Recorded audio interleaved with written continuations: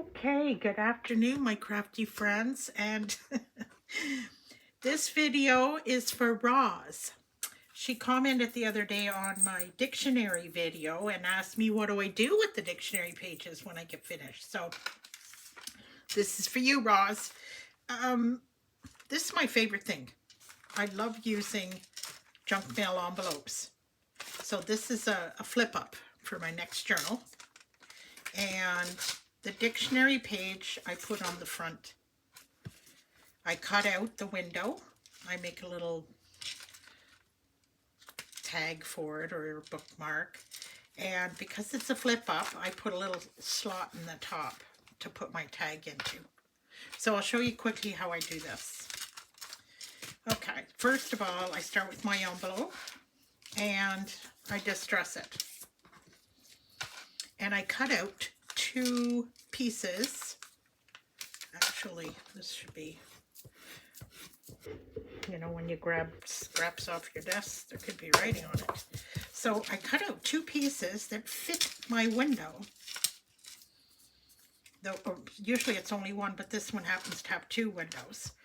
And then I take my dictionary page and with my, what do you call this, the rough edge ruler, I make it the size I want for my envelope. So when I place, it's cut out, ready to go, you can distress it. When I place these on there, what this is going to do is tell me where I need to cut out my windows on my paper. So what I do, I place them in there and I put some glue on them. This way, when I place my paper down, the glue, it's going to stick to the back of that dictionary page, and that's where I need to cut it out so that, you know, I can lay that down onto my envelope. So those are laying there. Now I place this right where I want it to go. I start at the side, and then when you place it down, when you lift it up, there's where you need to cut it out. Sometimes it goes a little wonky, but so now, oh, and there was dictionary on the back of that. I made a mistake. So now I take this and my little trusty, and I just start to make a little cut where that, on each of these, right? And then I cut them out with my scissors. I don't like going all the way around with that thing. It's too dangerous. So now I just cut around these windows and they'll be ready to go onto the envelope. Takes a bit of practice. You know, my first few were a little wonky, but you know, if you can lay this down straight onto the envelope with the glued pieces there, it really works nicely. I don't fuss too much. I like it to look kind of rustic, and it always looks nice when you're finished. Now I keep these too. They can be used somewhere in my journal. Now I have this. And if you look here, oops, if I did it the right way up. Oops, there we go. It's ready to go on here. So then, just so you don't have to watch the whole process, I distress it all. Have another one here ready to go. I distress it all, and I even sew around the windows and this piece. And because it's a flip up, I need to put my slot in here. So I place it on here, and it's ready to get glued.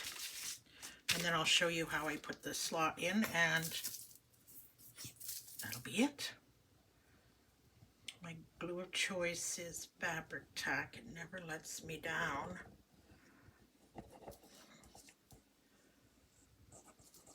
Just a little bit here and there. Just so this will lay down.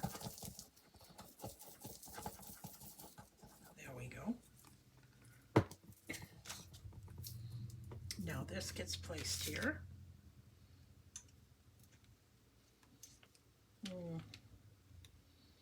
And Fabri-Tac gives you a minute just to maneuver it around. Oh, that looks nice. Right? So there we go. Now I put 2 little marks there, because how I'm going to get that slot in there, because with this being a flip up, you know, the top's not open for you to put a tag into. So I grab my trusty little thingamajig here, and I marked a little spot where I want, and I punch a hole. I use this smaller hole, and I just go in here. There we go, and I see where it is, and I punch the hole in both sides. I'm going to push that down because it looked like it was raising. And then I just use my scissors to cut the slot out. And Bob's your uncle.